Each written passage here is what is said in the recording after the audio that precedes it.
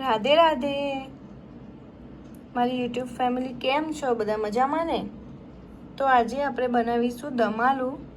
તો તમે જોઈ શકો છો સરસ એવું ગ્રેવીવાળું દમાલું છે, જે અત્યારે બેબી પોટેટો મળે છે તમને, નાના નાના બટેકા અત્યારે ઉનાળામાં બી મળી જશે. તો આ રીતે તમે લંચમાં, ડિનરમાં અને બ્રેકફાસ્ટમાં પણ બનાવી શકો છો. તો આવું સરસ એવું બનાવવા માટે તમે એન્ડ સુધી મારી આ રેસીપીને વિડીયો જોજો અને લાઈક, કોમેન્ટ અને સબસ્ક્રાઈબ કરજો. તો ચાલો આપણે એની રીત જોઈ લઈએ દમાલું બનાવવાની. તો એમાં જોઈશે બોઇલ કરેલા નાના નાના બેબી પોટેટો, ગ્રેવી માટે ટામેટાં, ડુંગળી, લસણ અને અહીંયા મેં લીલા મરચાં લીધા છે, અને આપણે રેગ્યુલર મસાલા અને સ્વાદ પ્રમાણે મીઠું. તો આજે આપણે બનાવીશું સરસ એવું નાના બેબી પોટેટાનું દમાલું. જો તમારે આવા મોટા બટેકા લેવા હોય તો આના બી તમે 4 ટુકડા કરીને સમારીને લઈ શકો છો, પણ મારે અહીંયા આવા બેબી પોટેટો હતા એટલે મેં આવા દમાલું બનાવવા માટે યુઝ કર્યા. તો ચાલો હવે એને બનાવીશું આપણે. તો અહીંયા મેં તેલ ગરમ કરવા મૂકી દીધું છે, અને આ બોઇલ કરેલા બેબી પોટેટો છે એને આપણે થોડાક ફ્રાય કરી લઈશું. તો એનાથી ટેસ્ટ એકદમ સરસ આવે છે. તો આ રીતે 2 થી 3 મિનિટ માટે એને ફ્રાય કરી લઈશું. આ રીતે મેં ફ્રાય કરી લીધા છે 2 થી 3 મિનિટ. હવે આપણે એને બહાર કાઢી લઈશું.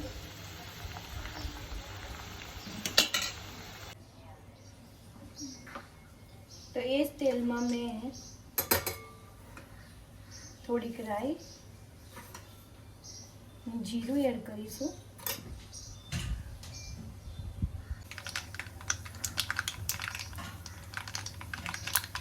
તો રાઈ તતડવા આવી છે. હવે આપણે એમાં એડ કરીશું થોડીક હિંગ. મેં અહીંયા લીલા મરચાં લાંબા લીધા છે. જો તમારે નાના નાના ટુકડા કરવા હોય તો ક્રશ કરવો હોય તો બી નાખી શકાય. એ લીલા મરચાં એડ કરીશ, અને લસણ છે એ એડ કરીશ. અને એને થોડીક વાર સાંતળવા દઈશું. એમાં થોડીક હળદર એડ કરીશું કે વઘારનો અને જે આપણે શાક બનાવીએ એનું સરસ એવો કલર આવે.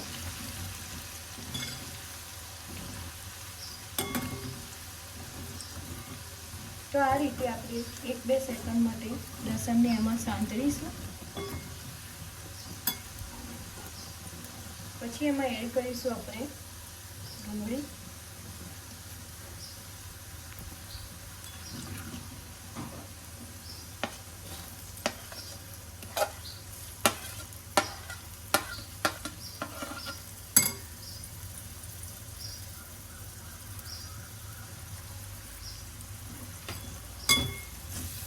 તો એમાં ડુંગળી આપણે સરસ એવી સાંતળી દેવા દઈશું 5 મિનિટ.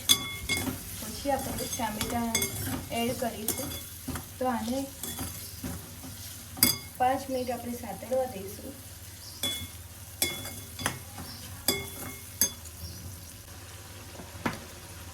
તો અહીંયા આપણે થોડુંક જ મીઠું એડ કરીશું કે ડુંગળી ફટાફટ સાંતળાઈ જાય.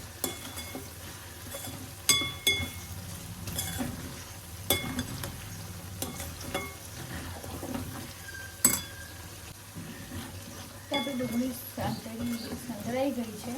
હવે એમાં એડ કરીશું આપણે, મેં એ મીડિયમ સાઇઝના 3 ટામેટાં લીધા હતા એ એડ કરીશું.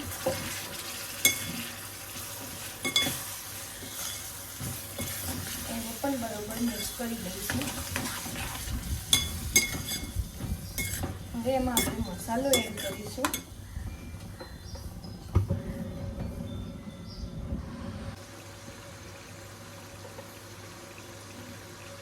મેં અહીંયા કસૂરી મેથી લીધી છે, જે આપણે હાથથી આવી રીતે ક્રશ કરીને એડ કરીશું. થોડીક મેં હળદર પહેલાં નાખી એટલે થોડીક અત્યારે ધાણાજી 1 ચમચી લાલ મરચું અને અહીંયા તીખાશ પ્રમાણે 3 ચમચી લીધી છે, 1 ચમચી ગરમ મસાલો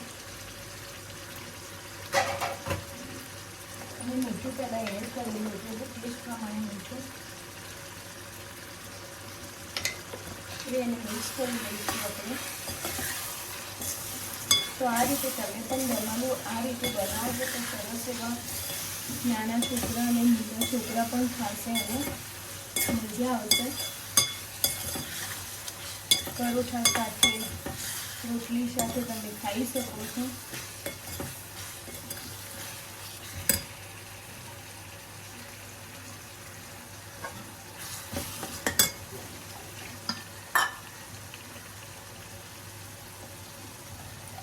તો આ રીતે થોડુંક પાણી એડ કરીને એને થવા દઈશું આપણે, ત્યાં સુધી તેલ છૂટું ના પડે ત્યાં સુધી ગ્રેવીને.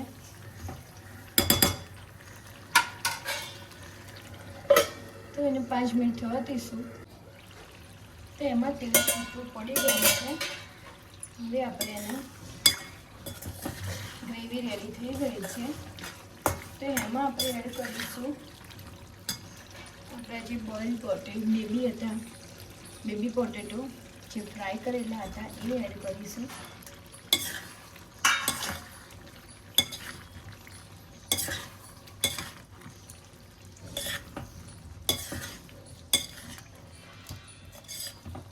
સાથે એમાં થોડુંક પાણી અને અહીંયા મેં થોડુંક દહીં લીધું છે,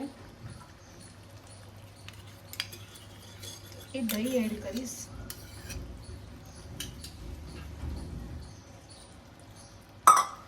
એ જ વાડકી પાણી એડ કરીશ.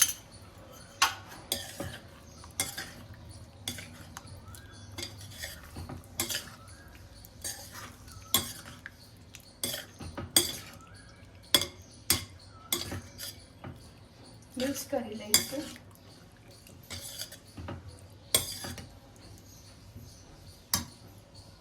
તો હું અહીંયા તમને એક સિક્રેટ બતાવવાની છું કે આ છે કોર્નફ્લોરની શરી અને મેં એમાંથી 2 બટેકાની મોટિયા કાપીને એને મેશ કરી લીધા છે, જે તમારે આ મદદ કરશે તમારી ગ્રેવીમાં. જે ગ્રેવીમાં ઘટ થશે, જે લિક્વિડ જેવી ગ્રેવી હશે તો ઘટ થશે અને જે બટેકાની ગ્રેવી છે એ બેબી પોટેટોમાં લાગી જશે, તો ફીકું ફીકું નહીં લાગે.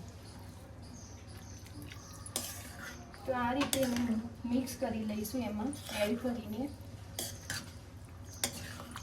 તો આ નવી ટ્રીક છે જે મેં તમારી સાથે શેર કરી છે, એ જરૂરથી કરજો.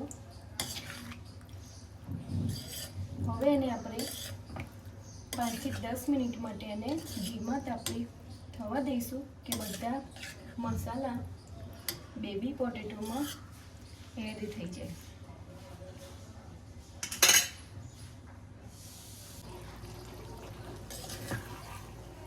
તો આપણે 10 મિનિટ થઈ ગઈ છે.